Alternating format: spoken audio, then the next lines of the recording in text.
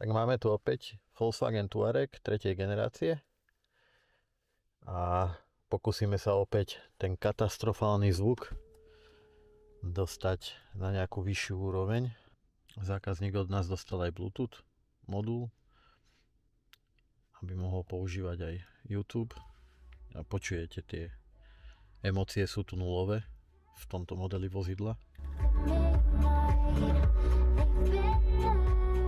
Takže pokúsime sa s tým niečo spraviť, aby sme vedeli prevziať tie emócie zo skladby a preniesť ich priamo k šoférovi a k celej posádke vozidla.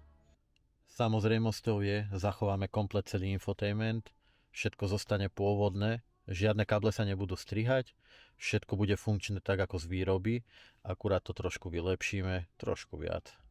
Tentokrát budeme robiť model vozidla, ktorý nemá rezervu, takže tu máme oveľa viacej priestoru a možnosti na to, aby sme urobili ten zvuk ešte o niečo lepší. Toto sú pôvodné reproduktory z vozidla. Vidíte to papierové prevedenie.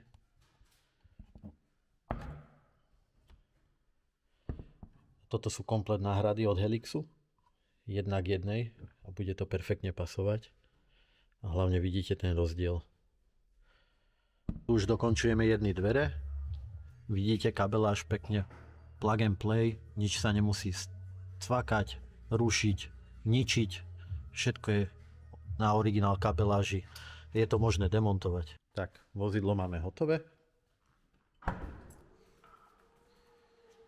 Ako vidíte, zákazník vôbec neprišiel o batožinový priestor. Tu máme pekne uložený basačik od JL Audio. Dvere bez akéhokoľvek zásahu. Všetko pekne plug and play. V priehradke sa nám nachádza regulátor na base. Ten slúži na to, ak by ste viezli deti alebo máte plné zuby toho basáku, jednoducho ho vypnete a máte reproduktory v trošku kvalitnejšom zvuku, ale bez silných basov.